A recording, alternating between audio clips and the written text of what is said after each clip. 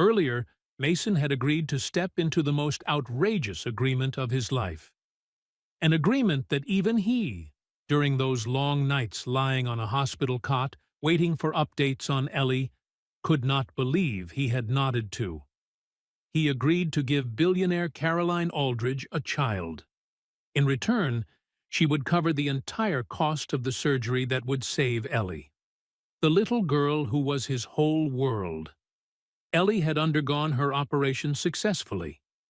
Caroline was now pregnant. And between two people from two completely different worlds, something had begun to grow. Not love, not yet, but concern, understanding, warmth, the kind both had forgotten long ago. Mason thought the hardest part was over. He was wrong, because in the shadows, someone else had seen everything. Henderson, the vice chairman of the board. A man willing to burn Caroline to the ground just to seize power, now held photos that could destroy both her reputation and her life overnight. And just when things seemed to be settling, Dana, Mason's ex-wife, the woman who abandoned Ellie when the girl needed her most, suddenly returned, demanding to see her child. But danger and trouble were not coming solely from the outside. Fate had never been merciful to anyone, and it always demanded a price.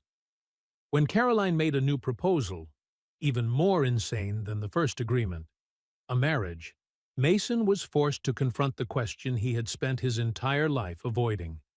Could he truly love this woman? And if he could, would that love be strong enough to protect them from everything waiting ahead? If you're following this story, don't forget to hit subscribe so you won't miss the next part, because what's coming will be far more intense. You want to know how Mason will answer Caroline, don't you? Stay with me. The story is far from over. Everything began on a Friday afternoon. Mason had just returned from the hospital after visiting Ellie when he saw Margaret, the housekeeper, waiting by the front door of the mansion, looking uneasy. "Mr. Calloway, Mrs. Aldridge wants to see you immediately, in her office." "What happened?" Margaret only shook her head softly, avoiding his eyes, offering no explanation. Mason stepped into Caroline's office. She was standing by the window with her back to him, but he could clearly see her tense shoulders, her hands clenched tight, as if holding herself together. "Caroline?" It was the first time he'd called her by her first name, not Mrs. Aldridge. He didn't know when it happened, but the distance between them had shrunk enough that formal titles suddenly felt foreign. Caroline turned around. Her face was pale. "Henderson knows." Those 4 words hit Mason like ice water thrown straight into his chest. "Knows? What do you mean?" Caroline handed him a brown envelope. Inside were photographs. A photo of Mason walking out of the mansion. A photo of Mason and Caroline standing by the window. A photo of Mason holding her hand in the garden.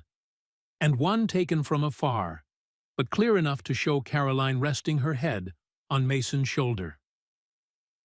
"He hired a private investigator to follow me," Caroline said, her voice trembling slightly. "For the past 2 weeks. I had no idea." Mason stared at the photos, feeling as if the ground beneath him had cracked open. "What does he plan to do with these?" "He called me this morning."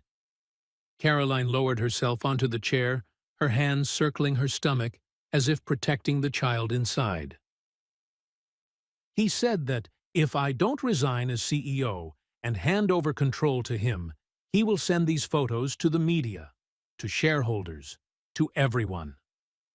"Resign?" Mason almost couldn't believe his ears. "You built this company for 15 years. "I know," Caroline cut him off, bitterness thick in her voice.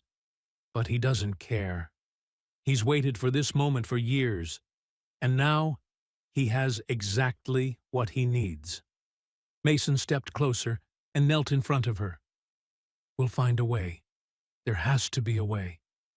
What way? Caroline lifted her eyes to him, her blue irises full of despair. Those photos are real. What's between us is real. If the press finds out, they will tear me apart. Female CEO pays janitor to get her pregnant. Can you imagine that headline? She stood up abruptly, pacing the room like a trapped animal. And it's not just about reputation. She clenched her fists. The stock will plunge. Partners will pull out. Everything my father built, everything I've spent my entire life protecting, could collapse in a single night. Mason rose to his feet. His head spun. One thought echoed relentlessly. It was all his fault. If he hadn't come into her life, if he hadn't agreed to that insane deal from the beginning, Caroline wouldn't be cornered like this. "I'll leave," he said, his voice tight. "I'll disappear. You can tell Henderson I'm just a gardener or a distant acquaintance. I'll never show my face in public." "And the baby?" Caroline looked straight at him. "Do you think Henderson will ignore the fact that I'm having a child with no father?" Mason fell silent. She was right. Even if he vanished, the problem remained, like a ticking bomb. "So, what do you plan to do?" Caroline stood still for a long time. The silence became so sharp that Mason could hear the ticking of the wall clock. Then she looked up, her voice frighteningly calm. "There is one way." "What way?" She met his eyes without hesitation. "We get married." Mason was certain he had misheard. "Get married?" "Yes." Caroline nodded, her expression slowly returning to the sharp, icy resolve she had worn in the early days. "If we get married, the story changes entirely. It won't be a scandal anymore. It's simply a CEO marrying the man she loves, carrying his child. Normal, legal, nothing for anyone to twist." "But that would be a lie." "This world is full of lies, Mason." Caroline exhaled softly, exhaustion in her voice. "Do you think marriages in high society are about love? Happiness? No. Most are arrangements, contracts. At least between us, there is still respect." Mason shook his head. He felt as if he'd wandered into some strange dream. "I can't. This isn't how things should happen." "Then how should it happen?" Caroline stepped closer, her eyes glistening but tense. "Do you have a better idea? Can you save my company? Can you make Henderson disappear?" Mason couldn't answer. "I'm not forcing you," Caroline continued, her voice softening. "You have fulfilled your end of the deal. Your daughter had her surgery. You can walk away right now, and I won't take anything back." She turned her back, as if ending the conversation. "But if you stay, if you agree to help me survive this, I will make sure you and Ellie have the best life possible. Always." Mason stood frozen, his mind tangled. One path was freedom. He could take Ellie far away, to a place where no one knew their names, live a simple life. No scandals, no Henderson, no iron gates. Forget this mansion. Forget Caroline. Forget everything. The other path was, what? A paper marriage? A performance that might last the rest of his life? But then he thought of Caroline, the woman curled up crying alone in her late mother's room. The woman is reading children's books at midnight. The woman who had pulled him and Ellie out of the abyss without asking for anything except a child. And he thought of the baby she carried. His baby. Caroline. She turned. Mason stepped closer, his heartbeat loud but his eyes steadier than ever. "If I agree, this won't be a fake marriage." Caroline frowned slightly. "What do you mean?" "I've been by your side for the past 2 months," Mason said slowly, choosing each word carefully. "I've seen you cry. I've seen you laugh. I've seen you strong enough to terrify anyone. And I've seen you fragile enough to fear letting anyone close.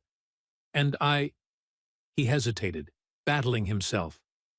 I don't know if this is love. I'm afraid to call it that. But I know I care about you. Truly care. Not because of money, not because of the deal. Caroline froze, her lips parting slightly, unable to speak. If we get married, Mason continued, I want it to be real. At least, to try to be real. Not a performance for the cameras, only to return to being strangers once the doors close. He reached out and took her hand. Are you willing to try?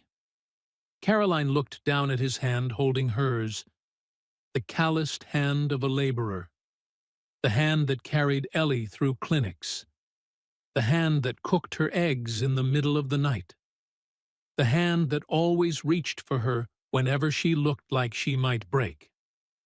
She looked up again, her blue eyes shimmering. For the first time in her life, a man had spoken to her like this without wanting anything in return. I don't know, she whispered. I don't know how to love someone anymore, Mason. I forgot how. Then we'll learn, he said, his voice warm and steady. From the beginning. Caroline glanced at their joined hands one more time, as if weighing her entire life in that single moment. Then she nodded. All right. Her voice trembled, but the hopelessness in her eyes had faded. We'll try.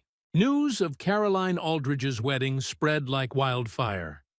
Within just 24 hours of the official announcement, every newspaper in Texas, big and small, ran the story.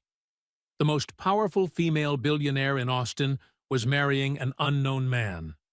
No one knew who Mason Calloway was. No one understood why Caroline would choose someone so ordinary. And that was exactly what Caroline wanted. She held a short press conference, appearing in public with Mason standing beside her. Caroline wore a cream-colored dress, her belly slightly rounded, and for the first time in many years, she gave a genuine smile in front of the cameras. I know people have a lot of questions, she said, her voice calm. But love doesn't need an explanation. Mason is the man I chose, and I have never been happier. The reporters immediately erupted. Questions firing off like machine gun bursts. Mrs. Aldridge, what did Mr. Calloway do for a living before this? How did the two of you meet? Is this a shotgun wedding? Caroline didn't answer them one by one. She simply took Mason's hand, smiled, and said, We'll be having a small, private ceremony in 2 weeks. Thank you all for your concern. Then she turned and walked away, leaving the press stunned that they had gotten nothing out of her. Henderson, on the other hand, couldn't bear it. He had prepared the perfect scandal, and Caroline turned it into a romantic love story. He had no more cards to play. At least, that's what Mason thought. A week before the wedding, Mason brought Ellie to the mansion. She had fully recovered from the surgery. Her cheeks were rosy, her blue eyes sparkling, her laughter bright and clear like wind chimes. When the car stopped in front of the gate, Ellie's mouth fell open. Daddy, is this a castle? Mason chuckled, though anxiety twisted inside him. This was Ellie's first time meeting Caroline. He had no idea how things would go. He didn't know how his daughter would react to the news that her father was about to marry a woman she'd never met. Caroline was waiting at the door. She wore a simple floral dress, her hair down softly, looking gentler than Mason had ever seen her. When Ellie stepped out of the car, the two of them looked at each other. 1 second of silence. Then Ellie tilted her head, studying Caroline with innocent curiosity. Who are you? Caroline bent down to her eye level. I'm your dad's friend, she said, her voice softer than a breeze. My name is Caroline. Caroline, Ellie repeated. Your name is like a princess in a cartoon." Caroline let out a small laugh. A real laugh. "Is that so? No one has ever called me a princess before?" "But you live in a castle." Ellie pointed at the mansion. "Anyone who lives in a castle is a princess." Caroline turned to look at Mason, her eyes shimmering. "She's really smart." Mason could only smile. Watching Caroline and Ellie together, he felt a gentle warmth spread through his chest. That afternoon, Mrs. Lorraine arrived as well. Mason was more nervous about this meeting than anything else. His mother was traditional. How would she react to the news that her son was about to marry a billionaire? A woman he'd known for less than 3 months? But Mrs. Lorraine surprised him.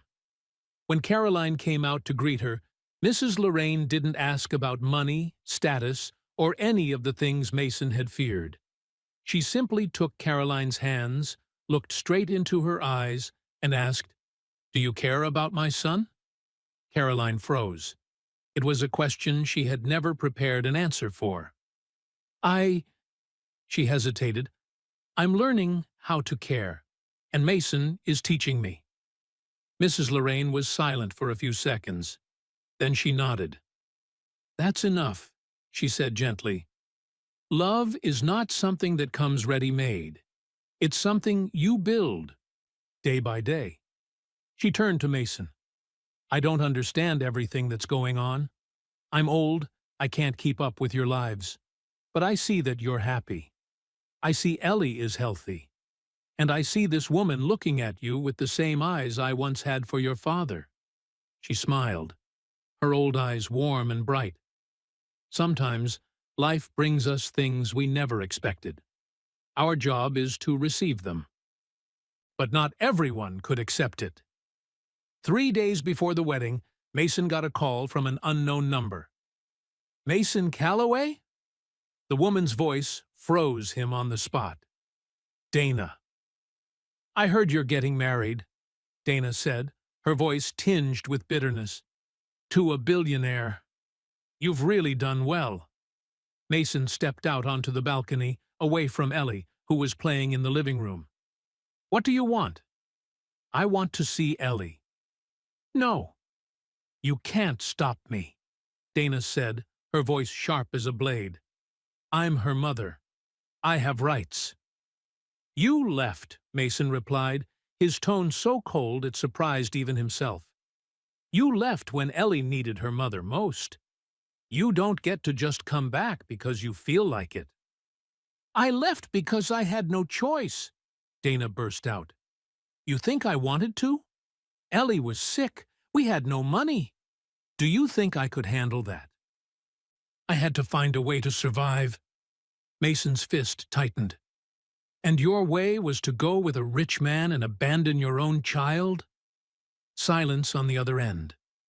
After a moment, Dana spoke quietly. "I know I was wrong. I know I hurt Ellie. But I'm still her mother, Mason. I have the right to see her." Mason wanted to hang up, block her number, erase the fact that Dana had ever existed. But he thought of Ellie, of the photo she kept hidden under her pillow, of the question, "Does Mommy Dana still think about me?" "Let me think about it," Mason said. "I'll call you back." He hung up and stared out at the vast, silent garden of the mansion. The past never truly disappears. It just waits for the right moment to return. That night, Mason told Caroline, Ellie was asleep. The entire mansion was wrapped in silence. "She wants to see Ellie," Mason said, his voice heavy. Caroline watched him for a long moment. "I don't know what to do," Mason sighed. "A part of me wants to say no, wants to protect Ellie from being hurt again. But the other part thinks Ellie needs her mother," Caroline said softly. Mason nodded. Caroline stood and walked toward the window. "I have no right to tell you what to do," she said. "This is between you and Ellie. But I can tell you one thing." She turned back, her gaze softening. "I lost my mother when I was little. And all these years, I've only wished I could see her one more time. Just once. To ask the questions I never got to ask. To say the things I never got to say. Her voice trembled slightly. Ellie still has a mother. That woman did wrong, but she's still her mother. One day, when Ellie grows up, she'll want to know why. She'll want to decide for herself whether to forgive or not. Caroline moved closer and sat beside Mason. Don't take that chance away from her. Don't decide for her. Mason looked at Caroline, the woman he'd once thought was cold, emotionless, untouchable, yet who had a heart softer than anyone's. Thank you, he said quietly. Caroline gently took his hand. We're family now, Mason. Or at least, we're about to be. And family faces everything together. In that moment, Mason understood that he was no longer doing this out of duty, or because of a contract. He was doing it because he wanted to, because of the woman in front of him, because of the new family they were building together. The wedding took place on a late autumn afternoon, when the maple leaves had already turned a brilliant shade of orange and gold. Contrary to what people imagined a female billionaire would choose, Caroline opted for a simple ceremony. Just a few dozen close guests in the garden behind the mansion. No reporters, no cameras, no display of extravagance, only white roses, soft evening sunlight, and two people standing before each other. Caroline wore an ivory wedding dress, simple and unadorned, not a single diamond or crystal. Her belly was already clearly rounded at 4 months, yet Mason had never seen her look more beautiful. He stood there, in the very first suit he had ever worn in his life, watching the woman slowly walk toward him. 3 months ago, he had been a janitor, mopping floors at midnight in a skyscraper. Now, he was marrying the owner of that building. Life really did know how to tease a man. Ellie was the flower girl. She wore a pale pink dress, holding a basket of petals, walking ahead of Caroline with the serious expression of someone performing the most important mission of her life. Mrs. Lorraine sat in the front row, tears streaming down her wrinkled face. She had never dared to imagine she would one day see her son this happy. Dr. Harrison Cole was there too, standing quietly in a corner of the garden, a rare smile on his normally stern face. And Margaret, the housekeeper who had been with the Aldridge family for 30 years, kept dabbing her eyes with a white lace handkerchief, a gift Mrs. Eleanor, Caroline's mother, had given her long ago. When Caroline stood before Mason, they both fell silent for a moment. No words needed. No vows needed. Just looking into each other's eyes was enough. Then the minister began, "We are gathered here today to witness the union of two souls." When it came time for vows, Mason spoke first. He hadn't prepared a speech. No notes, no carefully crafted lines, only the things rising straight from his heart. Caroline. He said her name, his voice trembling slightly. 3 months ago, I didn't know who you were. I only knew you were someone I would never dare dream of. Someone from another world, another height. He took her hand. But then I realized, behind the walls you built was a woman, lonely, down to her bones. A woman who had forgotten what it felt like to be loved. A woman so strong that no one dared get close. His voice caught. I have nothing to give you. No money, no power, no status. But I have this heart. And from today on, it belongs to you. Completely. Without conditions. Caroline stood there, tears streaming down her face. For the first time in her life, someone had said such words to her. Not because of her money. Not because of her power, but because of who she was. Then it was Caroline's turn. She took a deep breath, trying to steady her voice. "Mason," she called softly. "I've lived 41 years without knowing what it feels like to truly be loved. I always thought love was a luxury, a privilege that belonged to others, something I didn't deserve." Her hand tightened around his. "Then you appeared, a man who mopped floors at midnight, a single father desperately trying to save his child, a man who didn't know how wealthy I was and didn't care." Her voice began to shake. "You showed me that kindness doesn't require money, that caring doesn't come with conditions, that a plate of scrambled eggs at midnight can be warmer than any lavish banquet." She looked straight into his eyes. "I don't know if I deserve you. I don't know if I can be a good wife or a good mother. But I promise I will try."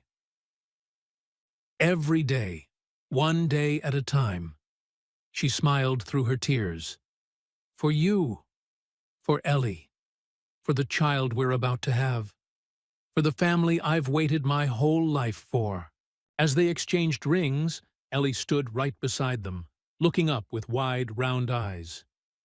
"Daddy," she whispered, loud enough for everyone to hear. "Miss Caroline is crying.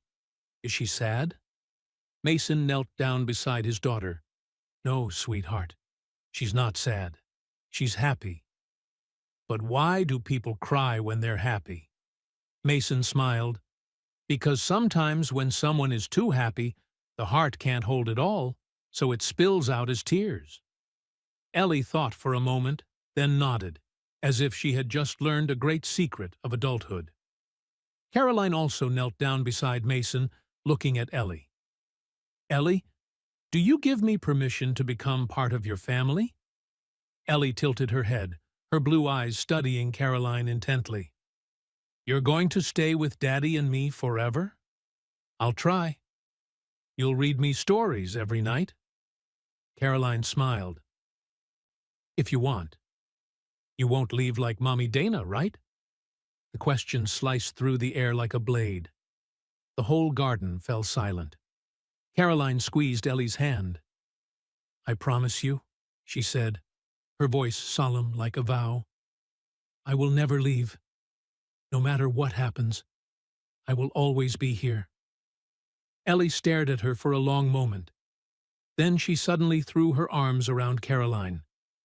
"I agree," she said, her voice clear and bright. "You can be my mom." In that moment, Mason watched Caroline cry as she had never before.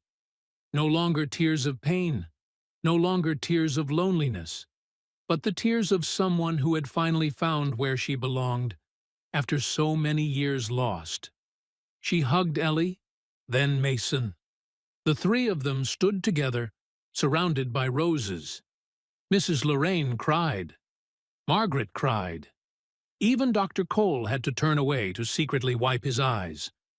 And when the minister pronounced them husband and wife, the applause rose, not from hundreds of guests like other high society weddings, just a few dozen people. But every clap was sincere. Every smile was real. And Mason knew it was worth more than any lavish wedding in the world. That night, once all the guests had left, Mason and Caroline sat together on the balcony, looking out at the garden that had been filled with joy only hours earlier. Ellie was asleep in her room. Mrs. Lorraine was resting in her own guest room. The mansion was still as large as ever, still filled with countless rooms, but it no longer felt empty. "Do you regret it?" Caroline asked, her voice soft like the night breeze. Mason shook his head. "No. Do you?"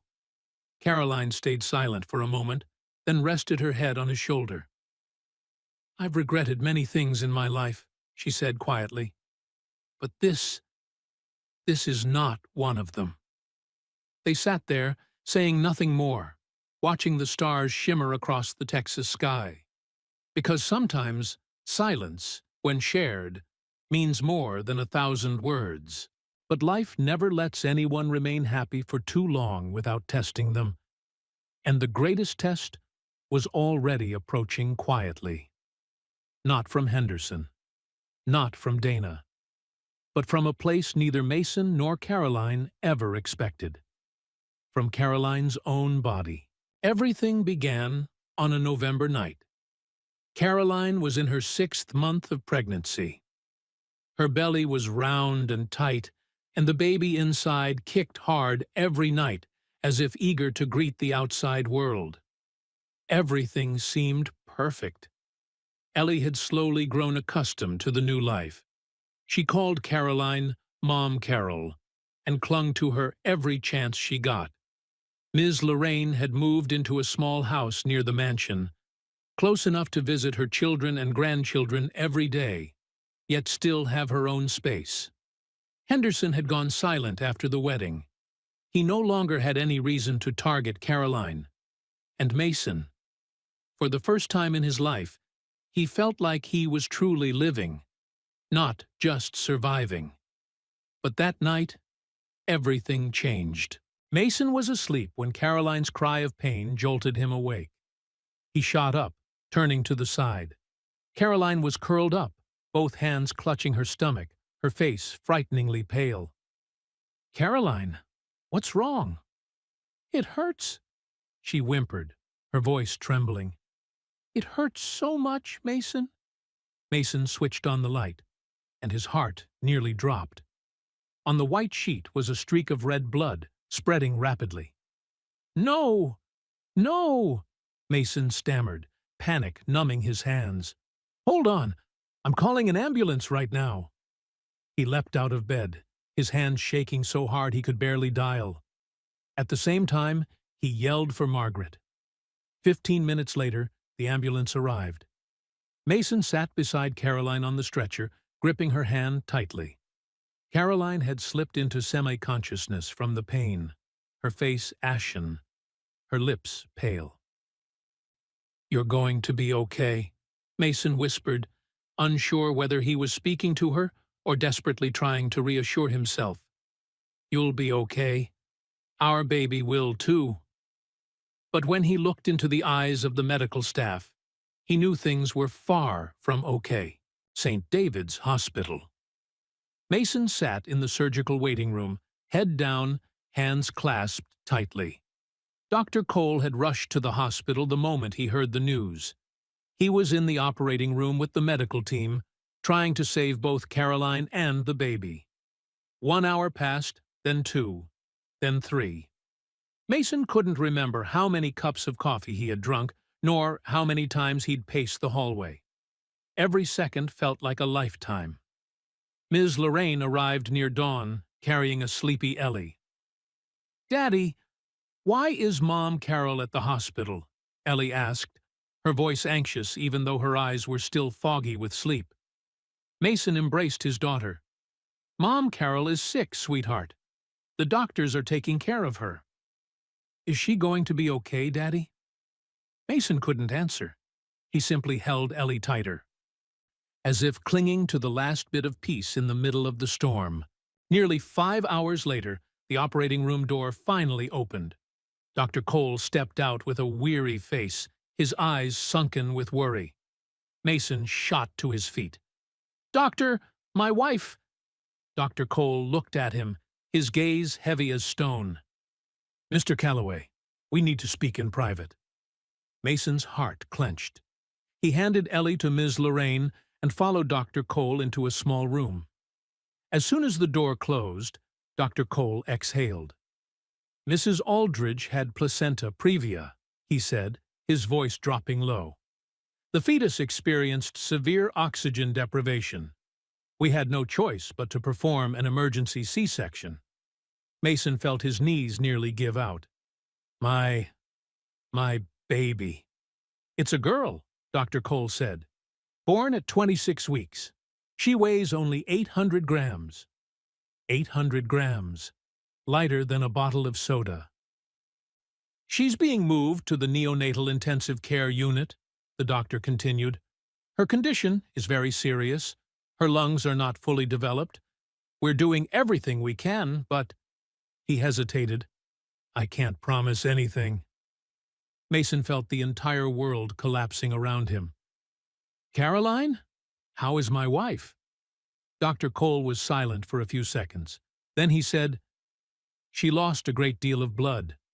We've transfused and stabilized her for now, but—" "But what, doctor?" "To save her life, we had to remove her uterus." Mason stood there, frozen. Remove her uterus.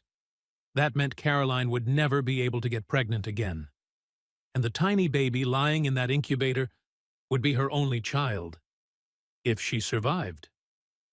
Can I see her?" "Yes, but she's very weak. You can only stay a few minutes." Mason stepped into the recovery room. Caroline lay small and fragile among the tubes and machines. Her face was ghostly pale, her lips cracked and dry, but her eyes were open.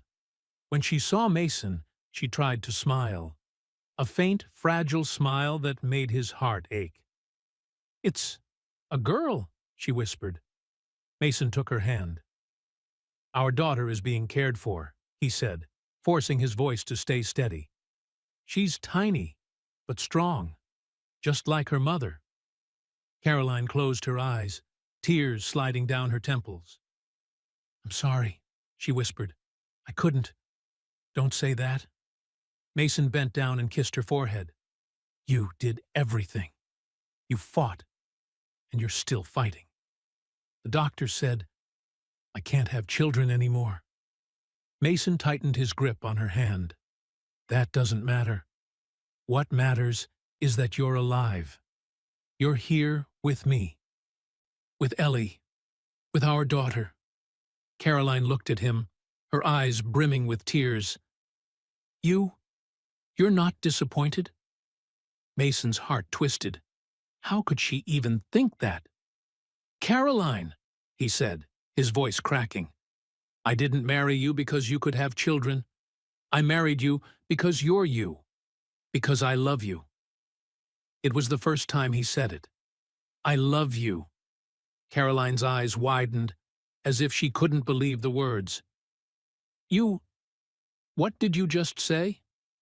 Mason smiled, even as his own tears began to fall. "I love you, Caroline Aldridge. Not for your money, not for anything you have.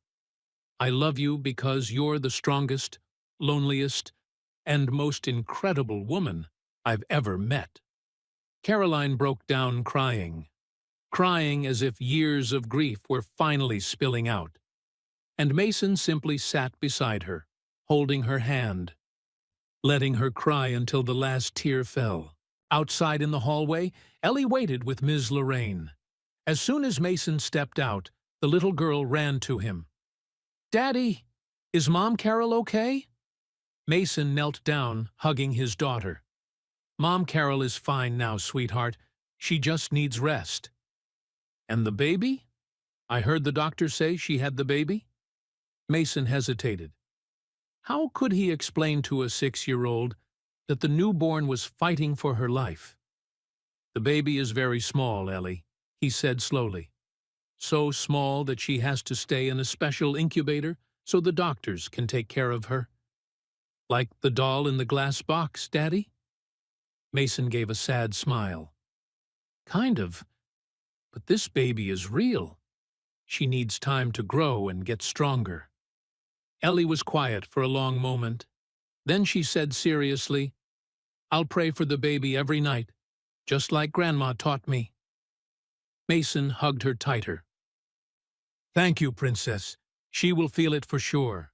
And somewhere inside the neonatal intensive care unit, a tiny little being lay in her incubator, her body no bigger than an adult's hand, fighting for every second of life. Eleanor Rose Calloway, named after the grandmother she would never get to meet. But she would be loved, waited for, hoped for, by all the people standing outside, holding their breath for her. 3 months, 90 days, 2,160 hours. That was how long Eleanor Rose lay in the incubator, fighting for every breath. And it was also how long Mason spent learning the true meaning of the word hope. The first weeks were like hell. Eleanor was so tiny that Mason was afraid to even touch her. Her skin was thin as paper, reddish, with blue veins visible underneath. Her eyes were still closed. Her fingers were minuscule, fragile like matchsticks. Dr. Cole made no promises. He only repeated one sentence over and over. We wait, and we pray. Caroline was discharged after 2 weeks, but she practically moved into the hospital. Every day she sat beside Eleanor's incubator for hours, placing her hand against the glass, as if trying to pass her warmth through it. Mom is here, she whispered, even though she knew Eleanor couldn't hear her. Mom will always be here. Mason sat beside her, holding her hand. They didn't need to say much. Just being there together was enough to hold off the fear. Ellie visited every week. She stood outside the glass, pressing her face close, her round eyes full of wonder. The baby is so small, Daddy, she whispered. Smaller than my doll. But she'll grow, Mason replied. A little more every day. And she did. By week 4, Eleanor gained 50 grams. By week 6, she opened her eyes for the first time. Mason was sitting by the incubator when he saw her tiny eyelids tremble, then slowly lift. Blue eyes, as blue as Caroline's, looked at the world for the very first time. He burst into tears like a child. Caroline! Honey! She opened her eyes! Caroline practically ran over, bending close to the incubator. And for the first time in weeks, she smiled. A real smile, radiant like sunshine after a storm. My daughter, she whispered, tears spilling uncontrollably. You're so beautiful. By week 8, Eleanor could drink breast milk through a tube. By week 10, she was breathing on her own, without machines. By week 12, she weighed 2 kilograms. Every gram gained was a victory. Every day that passed was a miracle. And Mason realized that the greatest miracles in life didn't come from money or power. They came from a tiny human in an incubator who simply refused to give up. The day Eleanor was discharged was a late February day. It was still cold outside, but the sunlight was bright like midsummer. Caroline carried Eleanor in her arms, wrapped in the pink blanket Ellie had chosen. The baby was no longer red and wrinkly. Her skin was rosy, her cheeks round and plump, her blue eyes wide open, taking in everything around her. Ellie skipped beside them, so excited she could barely walk normally. The baby is coming home. The baby is coming home. Miss Lorraine stood waiting at the mansion door, tears brimming in her eyes. Let me hold her for a moment, she said, her voice trembling. Caroline gently placed Eleanor into her arms. Miss Lorraine looked at her tiny granddaughter, then lifted her eyes to the sky. Dear, do you see our grandchild? She whispered, as if speaking to her late husband. She's so beautiful, so beautiful. Mason stood there, watching his mother cradle the baby, watching his wife beside him, watching Ellie laugh in the sunlight. A year ago, he was just a desperate single father, mopping floors at midnight, not knowing how to save his child. Now, he had a family he had never dared dream of before. That night, after Eleanor and Ellie had fallen asleep, Mason and Caroline sat together on the balcony. Austin's night was quiet. The sky was so clear they could see the stars glittering overhead. Do you remember the first time we met? Caroline asked, her voice soft as the breeze. Mason chuckled. How could I forget? You called me into your office and made the craziest proposal I had ever heard. Caroline laughed too, the pure, light laugh she had slowly relearned over the past year. That day, I thought I was just signing another business deal, she said.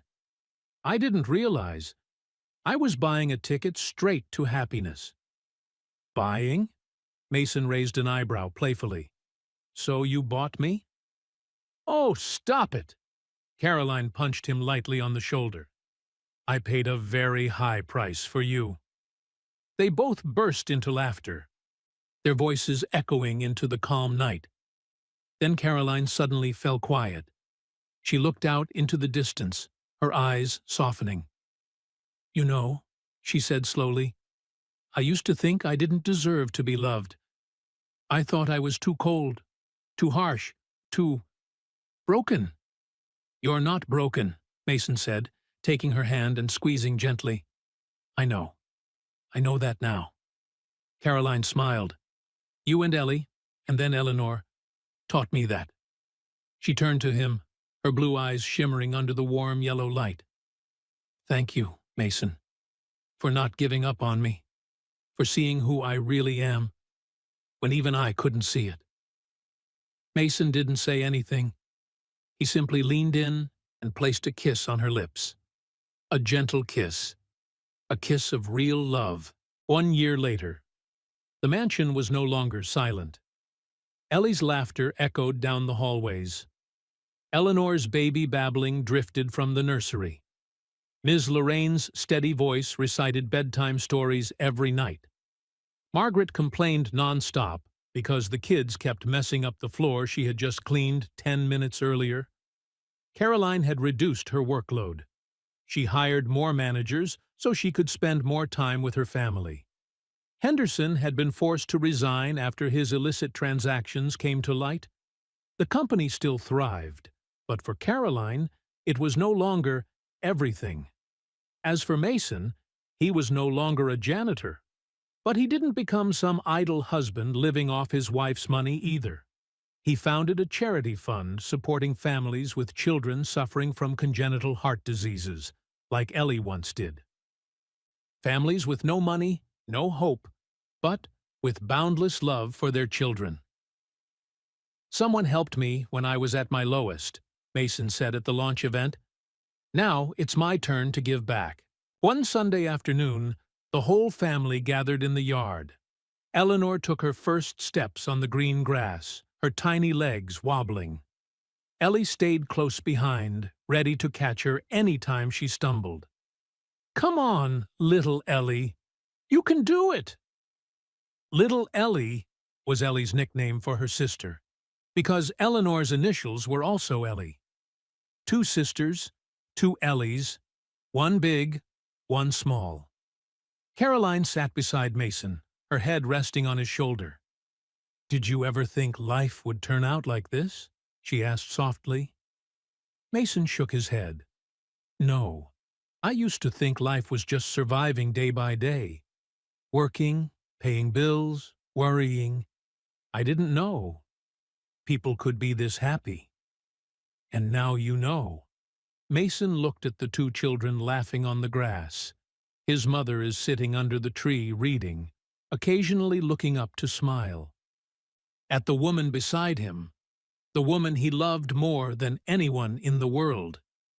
Now I know, he said, smiling. Life wasn't perfect. There were still tiring days. There were still arguments. There were still sleepless nights because the baby cried. There were pressures from work, from society, from old wounds.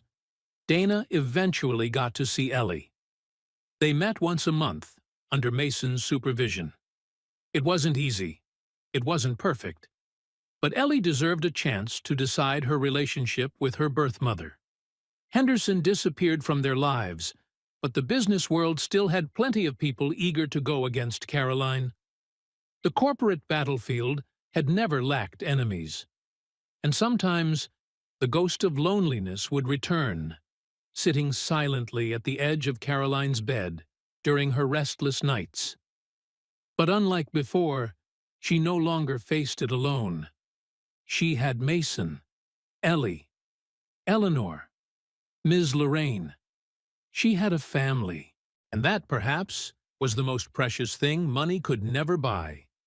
Not skyscrapers, not luxury cars, not expensive dresses, but the laughter of children running through the house, the hand that reaches for yours when night falls, the look that needs no words to be understood. That was love. Real love. A love that sometimes begins in the most unexpected places. The story of Mason Calloway and Caroline Aldridge ends here, but their lives continue, with sunny days and rainy days, with smiles and tears, with all the things that make a life worth living.